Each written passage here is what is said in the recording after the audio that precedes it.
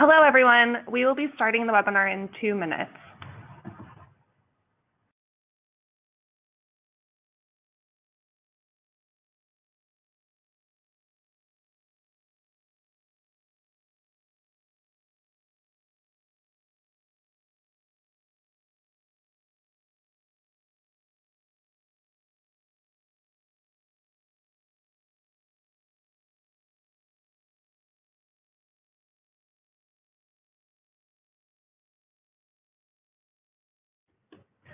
Hello, everyone, and welcome to today's session on why the National Patient Identifier is not the answer. Before we get started, I will quickly get some housekeeping items out of the way. If you have any questions, you'll see a question section of the control panel on your screen where you can submit them. I will be fielding questions throughout the webinar, and time allowing, we'll feed them to Brent at the end of the presentation. If you missed something or you want to share the session with a colleague, we will be recording the webinar and it will be available on our website, verato.com, later this afternoon. We will also be sending out an email with links to the recording after the webinar. I'd now like to introduce our speaker, Brent Williams. Brent is Verato's founder and is a member of our board of directors. He has a broad background in the world of identity integrity across healthcare, credit, telecom, and government arenas. I could say a lot more about Brent, but we don't have enough time for that. So with that, thank you all for joining, and now I'll hand it off to Brent. Well, thank you so much. So I'm really excited about using GoToWebinar today because we actually have this really cool feature that if you've got a screen up other than the screen that our presentation's on, we can actually send a mild electric shock through the system, and you'll feel it. So we wanted to keep everybody awake after lunch today, and I really do appreciate your time. So going forward on this discussion, I hate starting off with such a negative answer or a question that we say that we should not have a national patient identifier. Let me see, you are probably not seeing this, the slides change. There we go. Okay. So going through this discussion, I want to make it clear that we're going to talk about this whole concept of a unique patient identifier across the whole nation. And it really is a good idea, but there's 7 key things that at least I surround in my thought process that say why it can't be successful based upon my prior experience. And then I'm going to talk a little bit about what Verato thinks is an approach to solve that problem. So as Stephanie was kicking off the discussion, one of the things that came up is what is Brent's background that worries about this identity stuff. Not to overdo it, you know, I was a nuclear submarine officer, got to figure out, is it actually the president who's telling us to send the weapons or somebody else? Thankfully, it's never needed to happen. Got out of the Navy for medical reasons, and I'm going to go into that a little bit further into this discussion. And started getting involved in all kinds of government programs around identity. For example, the largest immigration management system in the world, a lot about biometrics and how that plays in. And then the ability to find people who are trying to conduct terrorist acts. And what's really funny is the challenges we wrestle with in the health information management arena is actually far easier than finding a bad guy who's trying to hide. So, you know, a lot of the theories that I used out of that experience really kind of helped me create the basis of what we have at Verato. Then got involved in multi-factor authentication. You know, when you enter your username and password into a website, you get a passcode. Needed to invent a lot of the technology on that. My company was bought by Equifax, where I got to be the CTO related to identity solutions in Equifax, and then founded Verato specifically to kind of take a look at this holistically. How do we actually do this identity integrity better? So with that, what I'd like to do is step into that little jump I made in 1997 where somebody said, hey, you're really sick, Brent. And of course, you know, those of you who know me can associate a lot more sickness than just what I put up here on the board.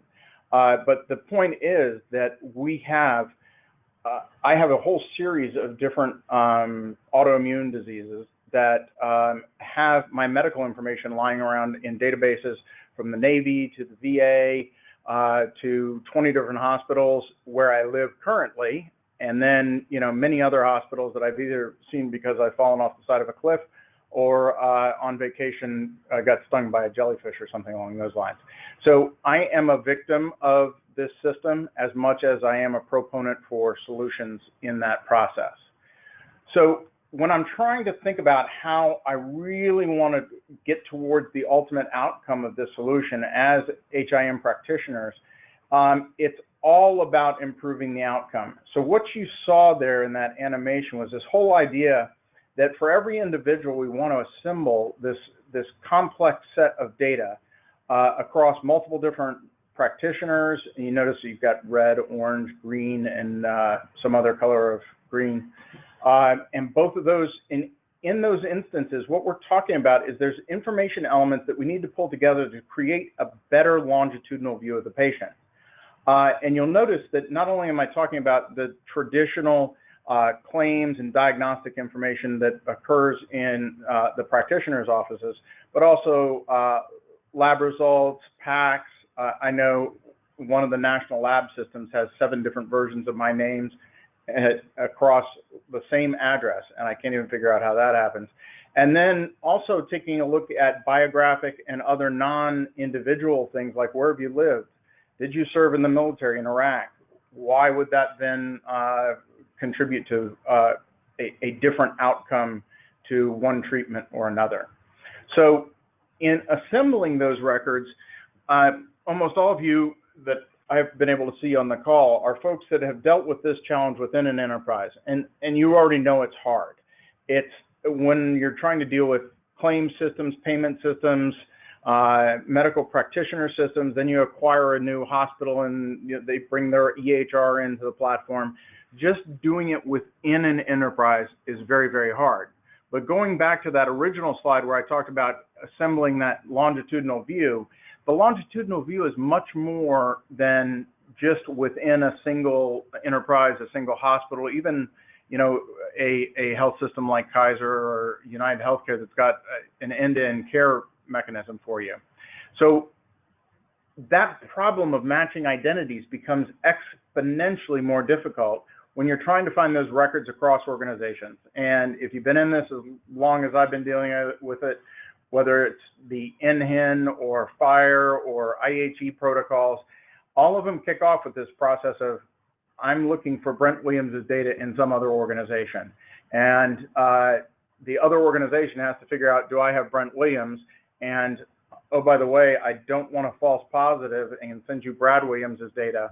So it becomes a very big challenge, not to mention the change in Brent's identity over time, because half of these circles I did when I was in the Navy, and then trying to find me 20 years later, got a different address. I probably changed my name because I'm hiding from somebody.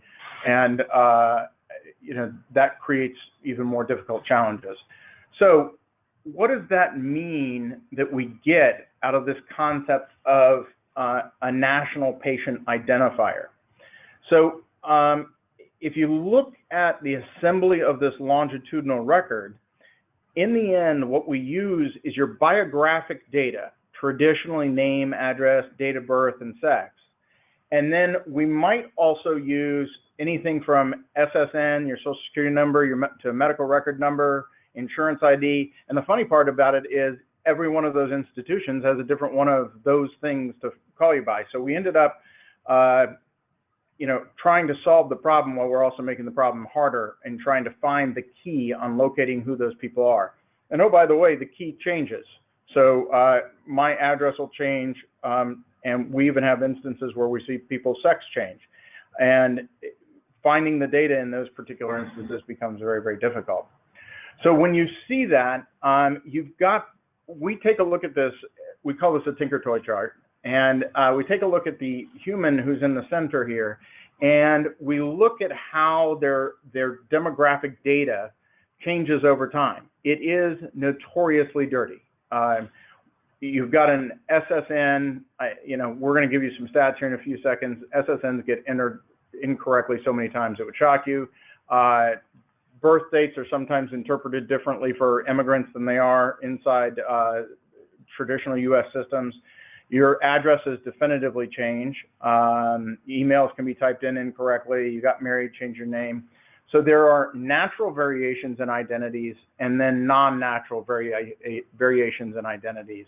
I don't know how many times I actually see the SSN of 11111111 as an SSN in 100,000 patients, and then somebody says, oh, well, we should not allow a repeat of a 1, and then they start repeating 2s, and then they say, okay, well, we can't allow repeating numbers, so then the person starts going 1 2 1 2 1 2 1 2. So it's a funny sense of some of the work that I've been doing in this business of seeing the strange things people do to get their systems to work. So what we do know is 30 to 40% of records have errors in their demographic data that traditionally lend to inability to match. And so the way this all shakes out for us is we see that somewhere around 30% of identities create a false negative match because they can't match because there's a natural change because of moving. 10% of the population moves, another 7% of the population gets married and changes their name. Plus the fact that we have a lot of problems with false negatives that show up because of ambiguities. And for fear of making a false positive, we rule out some things that would be concerning to us, like a junior-senior overlap, twins, those kinds of things. And, you know, when you look at just pure keying errors, we've actually seen studies where when a person's taking your SSN at a desk, there's an error rate of 10% of keying that number in correctly. Just as an example, I'm working on a very large government program right now where 6% of the SSNs in the government database fail to meet SSA, Social Security Administration's validation requirements. So the keying error not only keyed to the wrong person, but it keyed outside of the allowable SSN ranges, which, you know, SSA tells us what they can be. So when you see all these challenges, the promise of creating a unique patient ID and, you know, sticking it on to a person as that next attribute, it never changes and it's always associated with that person and we can all refer to them as that ID, sounds like a great idea because all of the personal demographic attributes are unstable and changing, frequently non-unique. You know, an address is occupied by multiple people over a lifetime and multiple lifetimes. So the concept of using that UPID is a great idea. And the UPID would then become the key to assemble that record across those longitudinal organizations. So what I do want to say is the concept that we're trying to achieve with UPID is completely valid. The reality is it's really, really hard to implement. So based upon my personal experience, whether here at Verato or before that, underwater on submarines or otherwise, there are really 7 problems that really kind of cause challenges to us. As we built this slide, these challenges are really a gross summary of what we're going to go into, but it goes through this concept of how well can you distribute it to everybody, how well can people pick up their card or receive it, the idea of theft, and then security and privacy of information managed by the UPID, the concept of managing it in and of itself, and then what happens to claims in flight if I had a theft or a loss. And then the whole concept of, we've got about 40 years of electronic health records already saved up. How the heck do we take that UPID and pin it onto all those records historically over time? So we're going to dive down into each of these just so you have an idea of the challenges here as we then lay out some alternatives that are available. So first of all, the concept of ubiquitous distribution is really, really hard. First of all, you've got populations you see on that left-hand side of the slide that are very hard to get either a card or a number to, issuing them a new number. we'll discuss in a little bit whether or not some of those people even want to have a card issued or number. You've seen it in voting ID laws around the country. It is a very, very tough political issue. There are a lot of different options for doing it, all being explored. You know, for example, CMS, the Center for Medicare and Medicaid Services, is exploring solutions. CHIA is exploring solutions. Everybody's trying to come up with these, and you see a couple of things that are out there, but there's always a problem that it can't get to everybody through one of those solutions, and all the solutions don't cover it. So to give you an idea of how hard this is, the Center for Medicare and Medicaid Services and SSA went through an effort called the SSNRI, which is the SSN Reduction Initiative. And the whole idea was to reduce the dependency in the healthcare system for SSN to be the key for matching people between payers and providers or across providers. So through that effort, the payers generated whole new enumeration strategies for individuals and issued those new cards out to folks.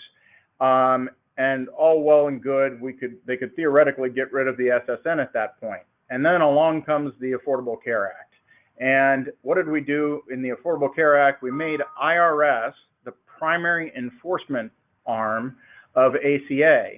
And the way they needed to know whether or not you were covered with insurance before you got a penalty through the IRS is all of the insurance companies who just spent their lifetimes trying to take the SSN out of the number had to go back in and put your SSN on your record and tell the IRS about it. And for those of you in the payer community, you recognize how hard this was, and to the point that they were even issuing penalties to folks for not getting the SSNs correct.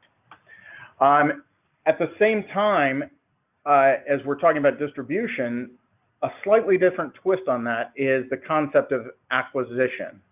And in general, there are a lot of people who just don't want to be tracked. They believe that they're giving up a lot of privacy if you put some unique number on them. There are those who say it's unaffordable for me to do whatever is necessary, whether it's drive to an enforcement center or send in the mail. And then there's this general distrust of the government knowing all this information, whether you're an immigrant or something else. The analog to that is when you look at the UPIDs and deploying them, they're only effective when everybody has one. You know, for example, if only 20% of the people named John Smith in New York City have UPIDs, there are about 34,000 people named John Smith in New York City. So the other ones may very well overlap, or will definitely overlap in birthdays, because there's only 366 of those possible birthdays per year, which means they'll probably overlap in birth years, and could also overlap or get close in addresses given apartments and things along those lines. So unless everybody has one, it's really difficult to get the value out of the process. The other thing that we've learned is the whole idea that a UPID it can be stolen and abused. So think about the whole idea of why we used SSNs. There were actually laws in our country that said, that SSA said that the SSN can only be used as the enumerator for the Social Security Administration and those benefits. Well, banks started then using it as the way to validate your identity by them asking you a question of what are your last 4 of your Social Security numbers. Some people actually started asking what state you were born based upon the first 2 numbers in the SSNs. And so the whole idea of the value of the SSN, its ubiquity became valuable because it became usable to steal other information. So looking at these 2 use cases here, one is in the United Kingdom. It is actually, you know, I always want to play devil's advocate to myself here. If we had universal healthcare, which we don't have, there'd actually be an incentive, there would be an incentive to steal UPIDs to gain access to services. So, you know, we see it today where a patient goes into a hospital, uses their insurance card, and then 5 days later, somebody else goes in who may have give them $100 to use their insurance ID to go conduct a transaction. And you can see it just because of procedure codes that are going on. If we had universal healthcare, that wouldn't be a problem, but we don't have universal healthcare. At the same time, there's this overt desire to use biometrics in order to make the system work better. You know, I have whole stories on doing biometrics, but we can kind of grab onto a couple of examples here. India's Aadhaar initiative. You know, part of this is this whole idea of, do I want to use a biometric to find you, or do I want to use a biometric to confirm who you are? And so if I'm confirming who you are, you say you're Brent Williams, you put your finger on a reader, and I retrieve what was stored with Brent Williams, and I compare it to what was presented. So it's a one-to-one match. That works really, really well. It prevents fraud. The concept of one-to-many is very, very, very difficult. And you know, I shared with you earlier on that the U.S. Visit program was one of the early programs I worked on, and that we're taking biometrics of everybody that comes into the country that's not a U.S. person. And the challenge there is, if you want to check them against some list of known bad guy fingerprints, those systems, the more things you're checking against, the more expensive they become. To the point that, you know, we spend billions of dollars on biometric systems if we want to find bad guys, whether they're criminals or terrorists or something along those lines. So each of you at your institutions are going out and putting in palm scanning readers or fingerprint readers or iris readers. And in order to keep the cost down, you deploy a low-cost solution. That low-cost solution can only handle about a 1 to 50,000 lookup rate successfully. So the whole idea of attaching your biometric to find you and be your matching token is untenable outside of a very small audience.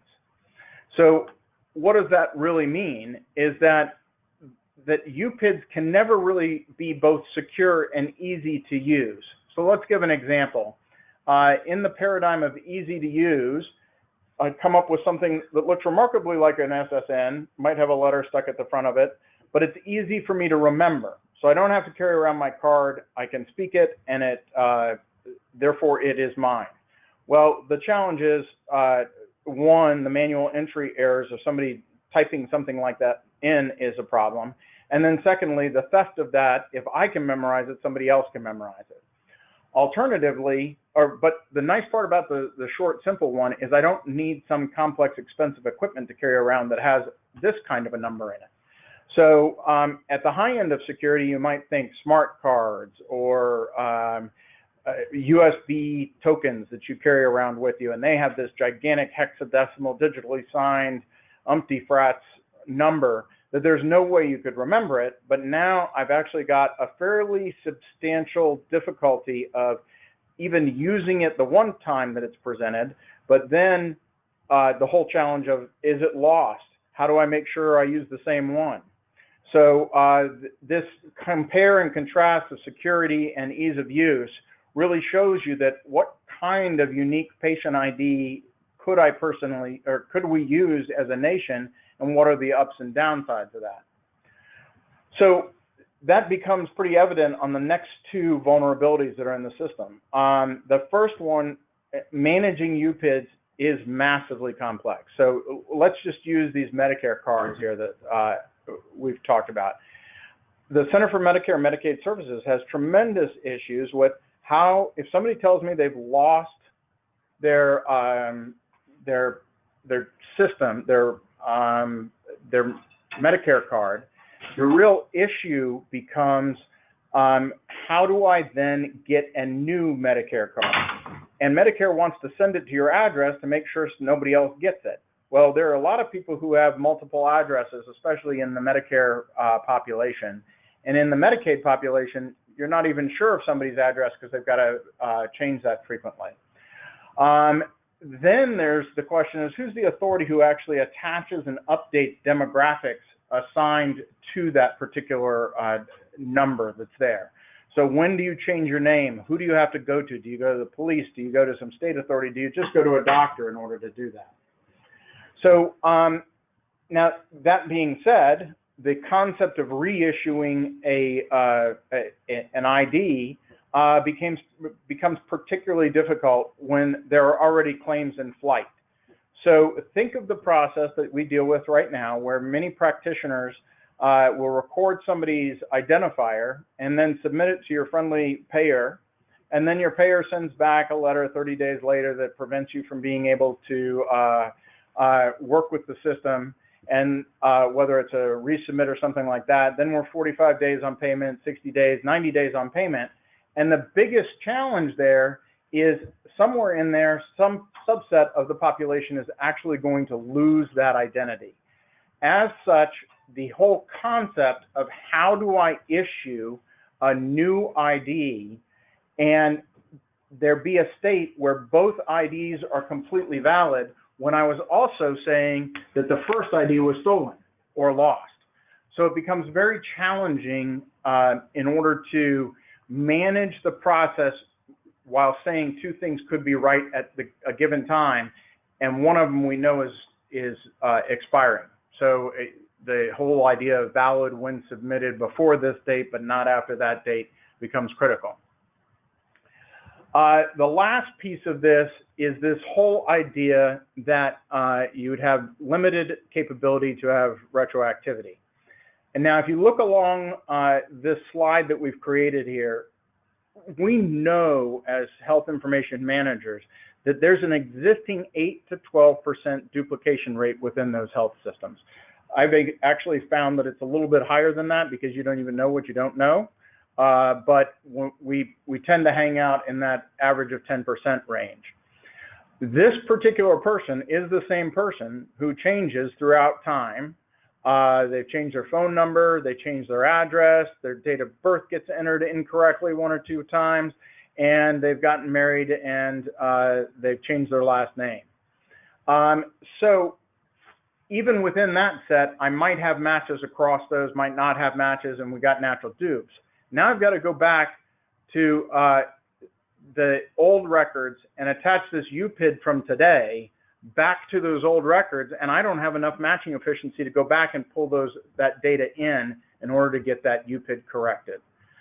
So the ability to get to those real dupes that exist in the background that you actually want to overlay on that longitudinal record is particularly difficult. So now that you all are shivering in fear and concerned about this whole UPID concept, we want to make sure you know that we're here to save the day. There is a better way of doing this. And what our cut on this is the concept of a nationwide universal master patient identifier, or master patient index. Now, why? And at its simplest level, no one identifier needs to be representative of somebody. Everybody can use a different identifier. Now, how does that actually work? Well, if you look back at the first generation traditional MPIs, running the Faligi-Sunter algorithm, sitting at the center of, inside an institution that was aggregating data from the EMRs, the labs. The interesting part about it is we created the golden record and kept it in the MPI. And then every one of those systems updated their record to what the golden record was inside the MPI. Then we got a little bit more sophisticated as we started adding to that, and our enterprises got bigger and more complex, and we created the enterprise MPI. So we moved from an identity consolidation to create one golden record to now identity integration, where there is one golden record in the center, but it might have 5 or 6 different versions across the EMRs, the labs, and otherwise. And so we can integrate within the enterprise, but it was very hard for us to actually share information from app to app because we may not have the same information inside the apps without going back to the eMPI to solve the problem. And our assertion here is that there's a third generation of this, and it really goes to the semantic interoperability is the technical term, but we call it identity interoperability, where it doesn't matter what platform you're coming at it from. It doesn't matter how you're sharing the information, whether it's IHE or fax or some new fire standard, or built into some colossal EHR platform, this Universal NPI becomes a resolving place that actually works across multiple institutions. So it's beyond a record locator service, but it's an identity retrieval service. So what does that look like? So I'm going to do one slide here that kind of gives the overview. And then, I do this as a teaser for you because I really want to get you into the next slides that dive down deeper that hopefully you'll ask some additional questions about.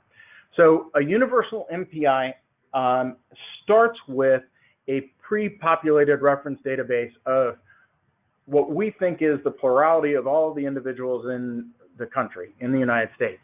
The important part of this is it's retrieved from non-medical sources. I call it a self-licking ice cream cone when you submit information and then you try to get that information and it gives you the wrong answer. So instead, we've really focused on this whole idea of not building a self-licking ice cream cone, but actually making sure that we build a reference database from orthogonal sources where the health industry hasn't touched these folks. So we'll go into a little bit of detail on that. Now, the challenge is, as bad as the data is inside the hospitals at the dupe rate and in the sharing process, that also exists in all those other data sources. And so instead of using the traditional probabilistic algorithms to glue records together, we really had to move to a new type of matching called referential matching.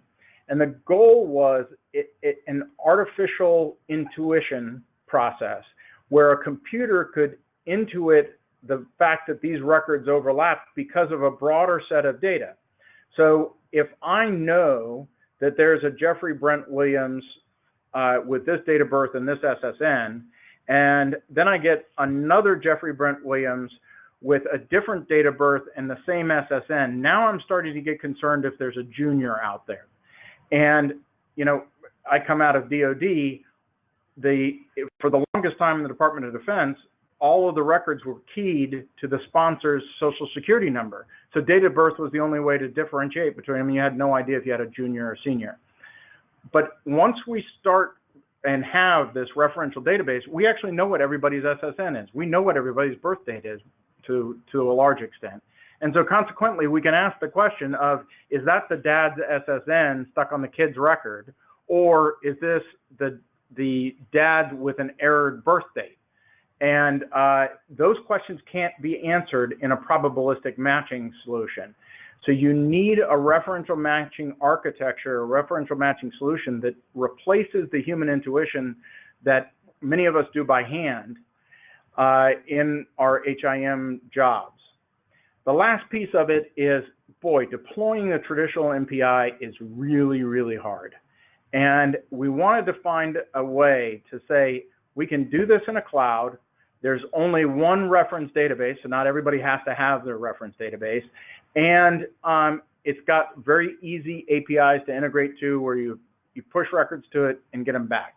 And so that sets up the framework of a universal master patient index that can be accessed to actually enable better sharing and creation of those longitudinal records. So let's dive down into the referential database. And as people got involved in the company after I found it, they came to me with a really cool term. And they said, it's really the answer key for demographic data. So what we do is we acquire data from literally thousands of sources. Those sources kind of get summed up into three major buckets. One is credit, and credit is really, really valuable because banking institutions have to have some sort of a strong interaction by KYC or AML, know your customer, anti-money laundering, with the identities that they're dealing with. And it is a pretty strong assertion of credit or of social security number to identity. The problem is it is full of errors. So, I come out of the industry, it's an imperfect art form. Think of taking 17 times the Library of Congress every night in everybody's financial transactions and shoving them into a database and making them all land on the right person. It's a very big, hard problem. But in addition to credit, which tends to lag 4 to 6 months from the reality of your change of address, because usually you take a little while to notify your bank. The bank then notifies the credit bureaus. The credit bureaus then put it in your credit report. We also went out and acquired utility data. And the whole idea in the utility data is we actually see within a matter of days the disconnect of a utility at one house and the reconnect of a utility at a new location. So if Brent Williams travels to San Diego, reports an address in San Diego, one of the things we can figure out is it Brent Williams from San Diego, or is it actually this Brent Williams we found in Washington, D.C.? And did we see a telco disconnect of his services in Washington, D.C.? So now this is his new home address in San Diego. And oh, by the way, we should see the prior owners of that address leaving. So if you have the reference database, you can answer that question. If you don't have the reference database, you can't. And lastly, to solve that problem that everybody comes to us about is within these billions of records, how do you know you have everybody? And the answer is we don't, but we know we're pretty darn close to everybody.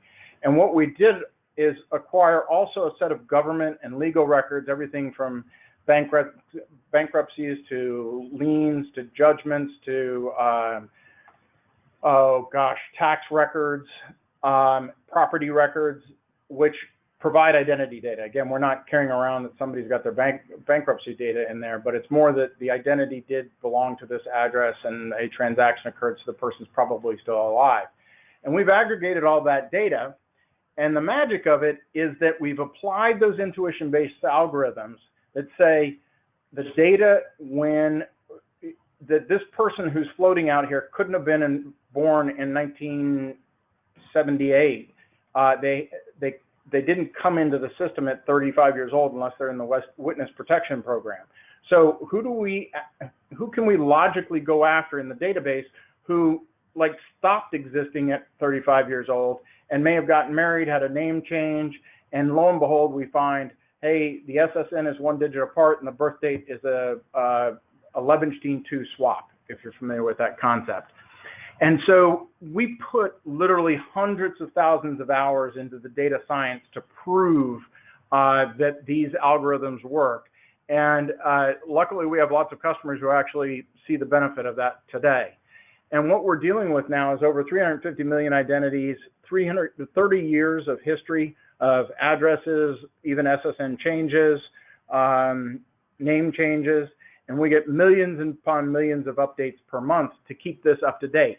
And remember, none of this is healthcare data right now. This is just creating the database that will be used for referential matching on an ongoing basis. Now, how does referential matching work?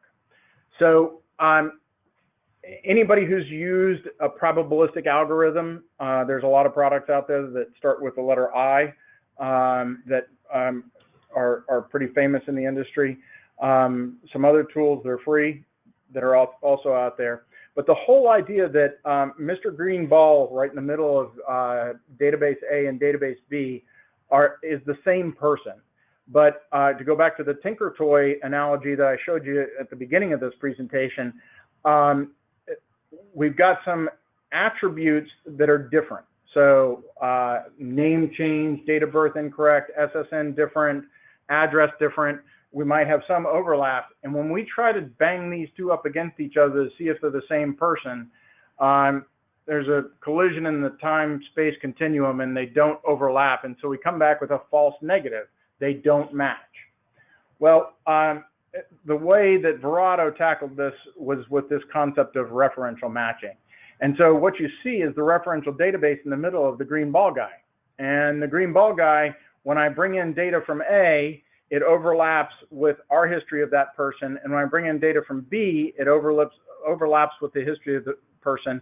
And in both cases, we know, even if there's no direct overlap in the attributes, that it is the same person. So if we get email and date of birth and get name, phone number, and address, lo and behold, we can actually find those people uniquely.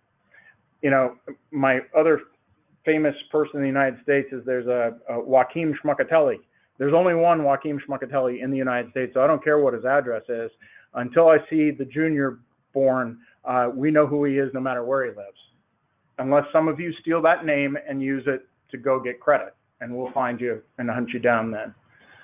So, so how would this system work such that you just simply plug it in? And I love that concept. I've been in technology for 25 years, and the whole idea of simple plug-in is a little rough. But once we go to the cloud, it kind of starts changing things.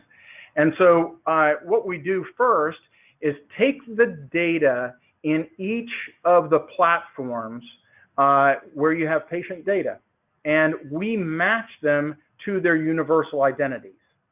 Once we've matched them to their universal identities, then we build this concept of a virtual private MPI. So in other words, the identities that an institution give us don't go in the database, but we match them to the referential database such that they then get taken back out into this virtual private MPI where they can be stored. And so it creates, organizes, and links your patients. This is how we solve the KID problem. So in that list of data that I showed you earlier, you may give us somebody baby 1, naming a twin sequence, Williams, out of New York City, born to Brent Williams. And boy, that would be really difficult if I had to give birth to twins. But needless to say, that ambiguity will eventually resolve to a real person, because a person is not, from an identity point of view, is the aggregation of all their attributes as they've been represented over years and years and years to make you unique as to who you are. So that person can sit in the virtual private MPI even if we don't have them in the universal MPI, and we don't want to hold on to that data. Now we get millions upon millions of updates to those a month, and we actually push those updates out to the virtual private MPIs such that you have a new set of address or a different SSN, or we computationally figure out, wait a second, these are twins. I got to split Jane and John from each other, and that's going to cause some things to change in some external MPIs. And so we push those periodic updates to you to keep the MPI together and aggregated. Now, the next question comes, okay, I've got this great MPI in the cloud. How do I then get value out of it in the challenge of creating that longitudinal record? So the Universal MPI takes those virtual MPIs, those drums in the diagram there, and when one hospital system says, I want to share with this other hospital system, or two HIEs decide, hey, I'm going to build this, this combined HIE sharing system, what we do is we find the overlapping patients because they're overlapping with the same identity in the Universal MPI. So the Universal MPI knows that the overlap exists. You control with whom we share that, and the default is that we don't share it until you tell us to. And so what you actually do is solve half the challenges that HIEs are involved in, and that is making sure that you correctly identify and uniquely identify patients across different institutions unambiguously. But we can do it on a national scale at millisecond response times. And so for those of you who are familiar with the DNS protocol, I want to search up yahoo.com. I reach out to yahoo.com and I get some IP address. That IP address may be for a server down the street from me. It might be around the country, or it might be in some Amazon cloud somewhere.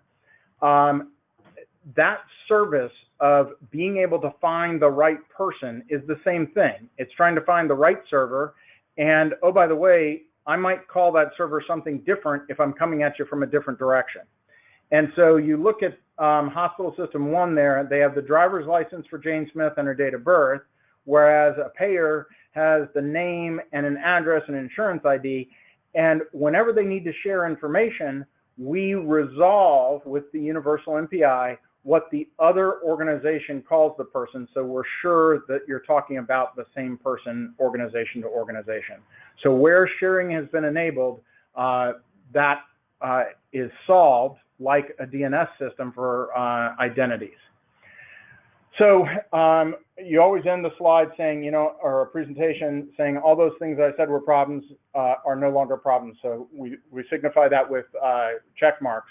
But really, you got to go through this list. And, you know, when you don't have to distribute something, you can use their driver's license. You can use their library card or their hunting license. You can use their email address. You can not require people to go acquire at cost the information, and there's no single key that, if compromised, would lead to theft and abuse. And the security and privacy of this is assured through the virtual private MPIs. So the other two cool things in here that most people never have even thought of is this whole idea of claims in flight. So as I wrap this up and want to move into, you know, the discussions, because we have attributes that have multiple states of truth at any given time. So you might have two addresses that are valid right now because one's a vacation home and one is a non-vacation. I call it my working home because that's all I have right now. So if I have a working home and a vacation home, which I yearn to have one day, I have two houses. I have two addresses of record. At some point, I move away from one. Both of them have states where they are both truthful. I might have one hospital institution that knows me at my home address and one who knows me at my vacation home, and both are correct. And so because of that, the whole idea that if an enumerator goes bad on somebody, like their driver's license is lost or their Medicaid card is lost, we know through what date it's valid. And so the claims fulfillment engine that's out there that takes 30, 45, 90 days to do it, when they call us to resolve that number, we tell them, hey, don't trust it after this date. Here's the new number when you do that. And that's part of that shared service and keeping the information up to date. And then, of course, how do you want to create a longitudinal record for somebody that was born before today? We got to be able to handle the historical demographics in that. So wrapping things up and moving on to Q&A, the Universal Patient ID is a great idea.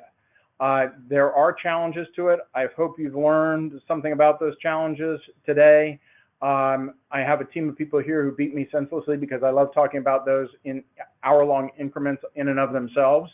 But we got all 7 into this discussion at one time. And so what we espouse is this concept of a universal MPI and the virtual MPI, virtual private MPIs for each organization as being a way to resolve this easily and cost effectively and get the benefit for sharing information. So with that, this is how you reach out to us. And what I'd like to do is go back to Stephanie and see if there are any questions that have come through on the webinar in the process. Great, thanks, Brent. So if you have any questions that you haven't already sent through, you can do so now by submitting questions through the question section of the control panel to the right of the screen. But luckily, we do have some that came in while Brent was talking. The first one is, what do you think about the ONC patient matching challenge? Oh, that's a really good question. So for those of you who are not aware of it, ONC is doing currently a challenge. This is the Office of the National Coordinator for Health IT, in case that escapes some of the people on the call. They're doing a challenge to test matching algorithms. Well, what's interesting about it is they're testing probabilistic algorithms. And when you test probabilistic algorithms, you test probabilistic algorithms with fake IDs, artificial patient cadres. And so the funny part about that is all you're doing is you're trying to insert errors that you've seen in your prior experience and seeing how well can the matching algorithm catch that information. Well, that's well and good. Verato can't go participate in that because we only work on real identities, because that's how referential matching works. At the same time, you know, finding the best algorithm, we're at the point that we've got limited returns in investments, and people are putting millions of dollars into data cleansing efforts, et cetera.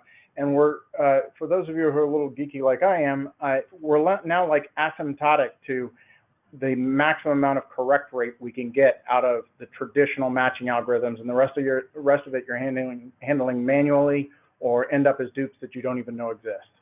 So the ONC challenge that's out there is still focusing on that second generation technology when there's third generation capabilities out. Okay, great. The next question is, if I put my data into your data store, how do you protect the privacy of that data? So the interesting part of it is you're never actually putting the data into our data store. So I'm going to back up a little bit to a slide and put it on here again. And what I want to make sure of that folks understand is that when you send us the data, we match it to the individual, and then we create a separate virtual private MPI for you that's actually just a completely different database.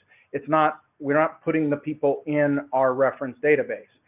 So the concept of us storing that data, if you sent us a new individual or a new address, we don't record that information. You know, we have what we think is correct, and we hope we get that information that you sent through that we successfully match, but we're not going to store anything unless you tell us it's okay, which most folks in healthcare don't want us adding that data. So that's the purpose behind that virtual private MPI. It's literally a separate data store that the identities are linked, but none of your data stays in our data store. Okay, great. The next one is, if I provide you something you don't already know, will you learn from that data? You know, that's an interesting conundrum, because, you know, the new kid that shows up, we're not going to put that new kid in the database. But if Brent Williams shows up rather routinely at a hospital in Denver, Colorado, and continues to show up at that hospital in Denver, Colorado, we may be able to benefit from the fact that we see that person rather regularly in Colorado.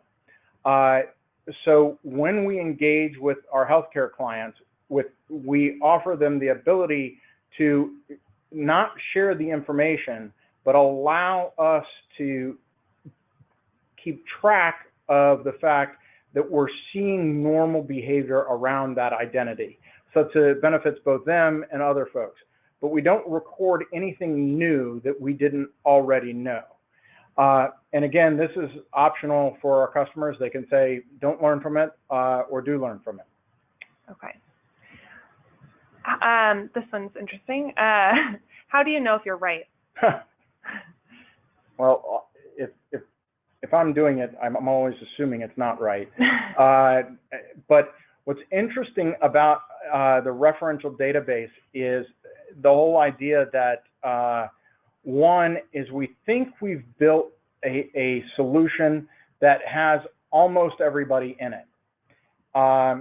Secondly, what we're constantly doing is testing ourselves. So we're constantly trying to take somebody who lives in New Jersey and match them with somebody who lives in Florida in our data set. So we're always trying to see if we missed a match. Or we take a person and we blow them up. We take all their attributes and move them off the person and see if they come back together on that person, or if all of a sudden there's some new attraction. Think of it like magnetic attraction to some other identity in the database. And so that's the first part of knowing that we're right.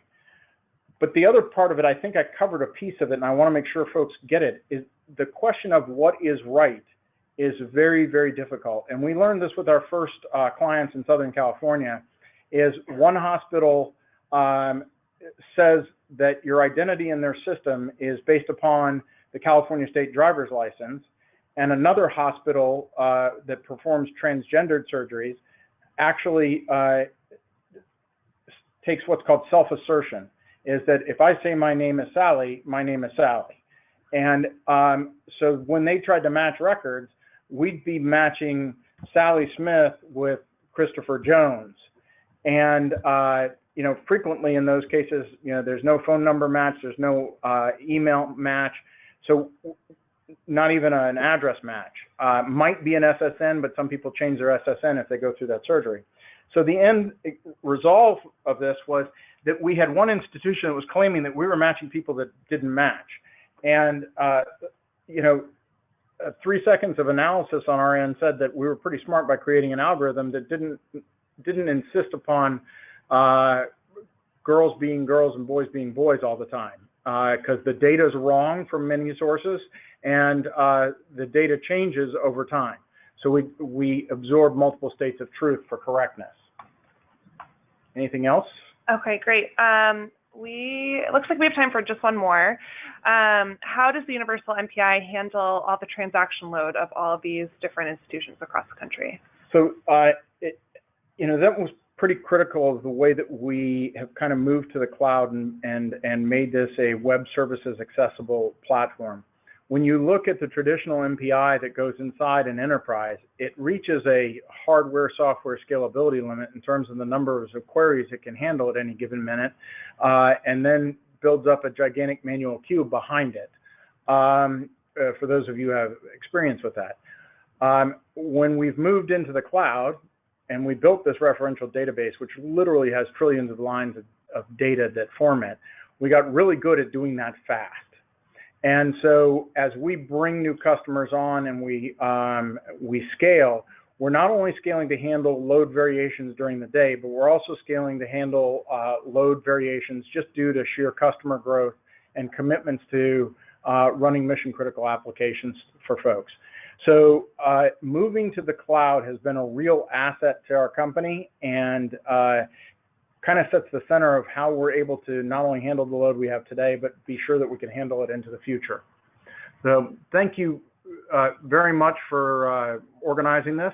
Happy to share more with folks if you want to reach out to the company directly. And I'll turn it over to Stephanie to wrap up. Great, thank you. So we did have a few other questions come in that we weren't able to get to with our time today. So we will be following up with you all with some answers. And again, if you are interested in learning about how we can help you improve the performance of your existing MPI or act as your organization's cloud-based patient matching solution, you can reach out to us at sales@verato.com, and we will be following up with the webinar recording and slides. So, and luckily, nobody got a shock that went to everybody was paying attention to the presentation. Thank you all again so much for joining us, and we look forward to continuing the dialogue soon. Have a great day.